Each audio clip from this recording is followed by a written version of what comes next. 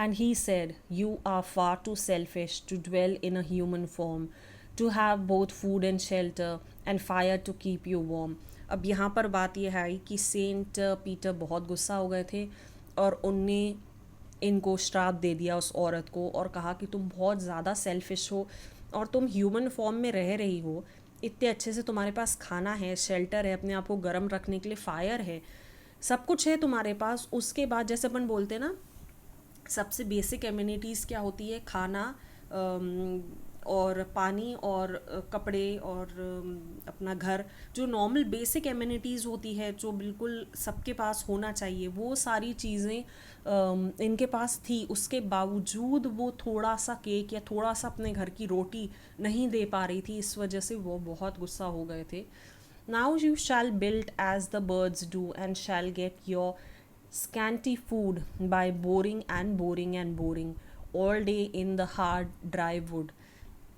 अब उन्हें वो वुमन को क्या श्राप दिया, ये दिया कि अब तुम एक चिड़िया बन जाओगे और चिड़िया बन के बिल्कुल जो चिड़िया का मतलब एक बेसिक ऐसा रहता है कि वो बहुत सारा खाना एक साथ इकट्ठा नहीं करते, वो थोड़ा थोड़ा खाना लेते हैं, खाते हैं और बस उनके पास उतना ही रहता है, कोई जमा करने का या कुछ ऐसा वाला कोई सिस्टम नहीं रहता।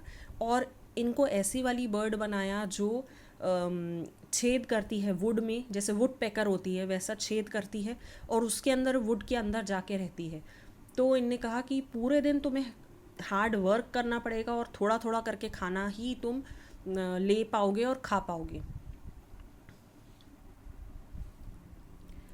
Then up she went through the chimney, never speaking a word, and out of the top flew a woodpecker, for she was changed to a bird. अब उनको श्राप दे दिया गया था और पहले के तो ऐसा कहते थे कि जो पहले के साधु संत होते थे उनके श्राप लग भी जाते थे, तो ऐसा ही हुआ और वो वुमन ने एक शब्द ना बोल के बस वो उड़ के चली गई, वो एक वुड पैकर बन गई थी जैसे मैंने बताया और चिमनी से ऊपर निकल गई और वो एक इंसान से एक बर्ड में कन्वर्ट हो गई थी।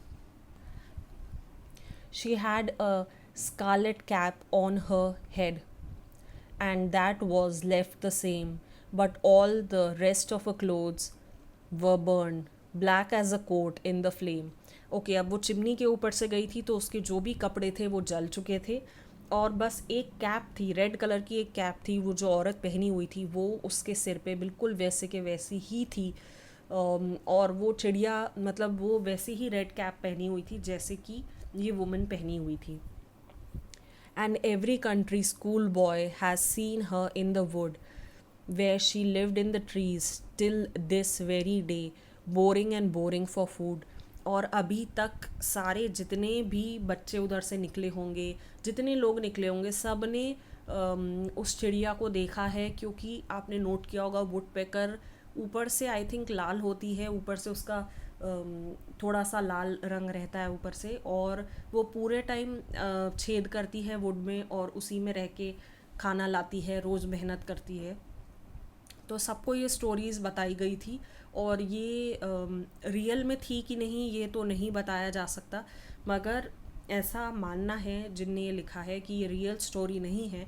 मगर इससे अपन को एक लेसन ज़रूर मिलता है कि कभी भी आपको कुछ देना पड़े, अगर आपके पास वो चीज़ है, अगर आपके पास दो कपड़े हैं और किसी और को कपड़े की बहुत ज़रूरत है, तो आप एक कपड़ा अपने पास रख के दूसरा उसे दे सकते हैं।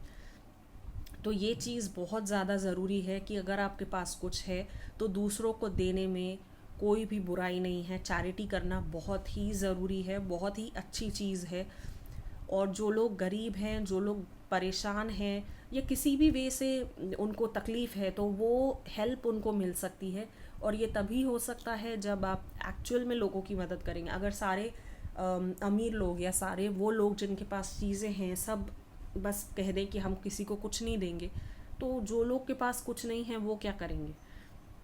इसलिए बहुत ज़्यादा ज़रूरी है कि चैरिटी करा जाए और लोगों की मदद की जाए। फीबी कैरी ने ये लिखा है, A ballad is a song narrating a story in short stanza. Ballads are a part of folk culture or popular culture and are passed on orally from one generation to the next. A legend of the Northland is a ballad. Okay, ballad generally short stories होती हैं जो बहुत time से चली आ रही है और आगे आगे जनरेशन्स को बताई जाती है. ये जनरली ऐसे लिखी हुई नहीं आती, मगर ये सिर्फ ओरली, मतलब मुंह से बोल बोल के, जैसे आपने सुना होगा रेड राइडिंग हुड की एक स्टोरी है या सिंड्रेला की है. तो ये सब जनरली क्या रहती है, ये सब स्टोरीज़ ना लोग एक के बाद एक जनरेशन्स को सुनाते जाते हैं बच्चों को, और वो आगे पास होती जाती है. तो बस ऐसे ही टाइप की स्टोरीज रहती है कि इसको बैलेड कहते हैं. Glossary, legend, old traditional story, saint Peter an apostle of Christ, provoke, make angry. Okay, अब यहाँ पर थिंक अबाउट द पोएम है, इसके कुछ क्वेश्चंस हैं और टोटल इतने ही क्वेश्चन है, 8, 9, 10, टोटल 10 क्वेश्चंस है और ये मैं आपको दे दूँ.